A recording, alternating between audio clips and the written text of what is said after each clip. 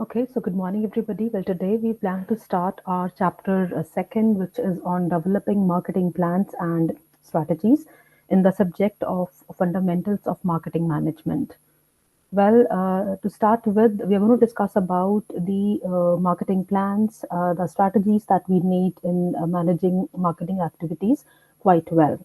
So, marketing management requires processes that are insightful, creative plans, and they can guide marketing activities. And there is a need for a disciplined and a flexible approach in developing these strategies. The firms must try to stick on to a strategy, but they must also keep on changing the same strategy as and when the environmental factors change. The strategies should encompass a range of products and services within the organization. So we have this diagram over here. The diagram very clearly shows that the strategy should not just focus on one product or one parameter. It has to encompass areas like price, product, market share, implementation, and even financial plans.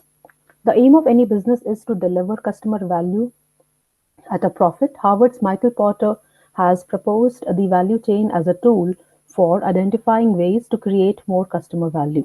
Because ultimately, as a marketing organization, we have to deliver the better customer value so that they are loyal to us and they continue with us for a long time. According to this model, every firm is a synthesis of activities performed to design, produce, market, and deliver, and support the product. The value chain identifies nine strategically relevant activities, and from nine, five are primary and four are support activities that create value and cost in a very specific business activity. The primary activities are inbound logistics or bringing material into the business, where we talk about the raw materials or the products that we basically need to make final product. Second is operations or converting materials into the final product, where we talk about the processing or the different operations that we need to do in the organization. Third is outbound logistic or shipping out the final products, because ultimately when the products are ready, they have to be shipped out to the final destination. Fourth is marketing, which includes sales, and fifth is service. Specialized departments handle the support activities that include procurement, technology development, human resource management, and the firm infrastructure, and all have important role to play in the success of any product.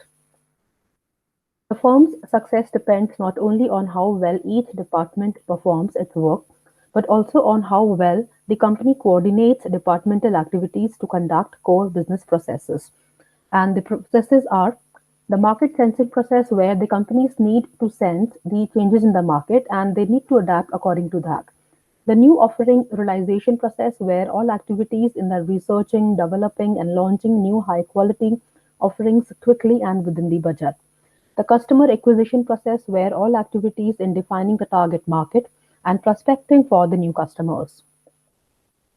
The customer relationship management process, all the activities in building deeper understanding, relationships, and offering to individual customer. Fulfillment management process, all the activities in receiving and improving orders, shipping the goods on time, and collecting payment.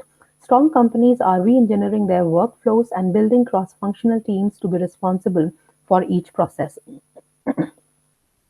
The focus should be to have and nurture the resources and competencies that can make up the essence of the business.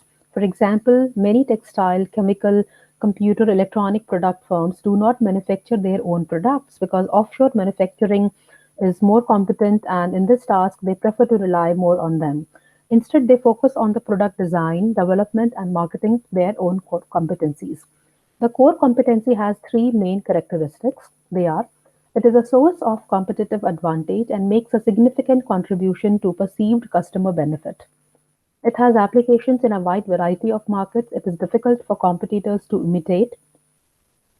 Holistic marketing is another concept, very important concept that focuses on integration of value exploration, value creation, value delivery activities within the purpose of building long-term mutually satisfying relationships and co-prosperity among the key stakeholders.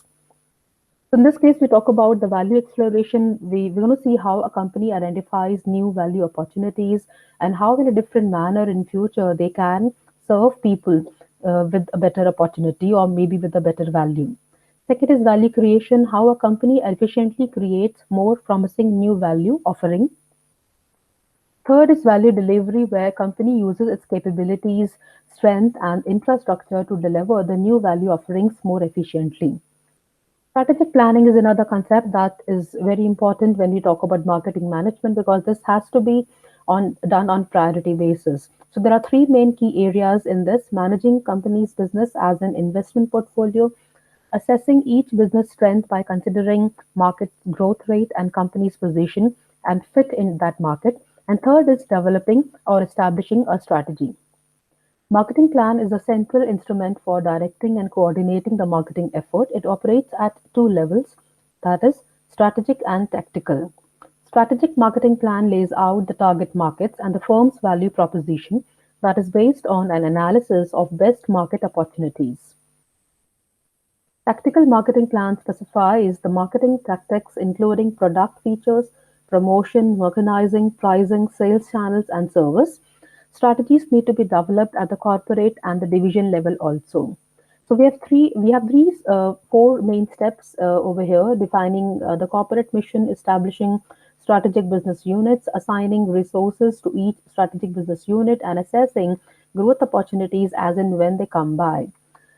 Strategic business unit is nothing but it's like having three characteristics. It is a single business or a collection of a related business that can be planned separately from the rest of the company, but certainly it will be part of the company only. It has its own set of competitors. It has a manager responsible for strategic planning, profit performance, who controls most of the factors affecting profit. Well, there are ways by which we can bridge the strategic planning gap by identifying opportunities for growth within current business, to identify opportunities or build or acquire the business related to, identify opportunities identify opportunities to add on the new attractive unrelated business areas in the current business. Companies also need to do SWOT analysis, which is nothing but the overall evaluation of companies' strength, weaknesses, opportunities, and threats. And it is a way of monitoring the external and internal marketing environment. We need to formulate strategies and goals from time to time in accordance with our strategy that we have made for the next 5 to 10 years. Goals indicate that what a business unit wants to achieve, and strategy is a game plan for getting there. Every business must design a strategy for achieving its goal, consisting of a marketing strategy and a compatible technology strategy and a sourcing strategy. So thank you so much for listening. I hope you guys enjoyed that. We'll be back with chapter 3 very soon. Thank you so much.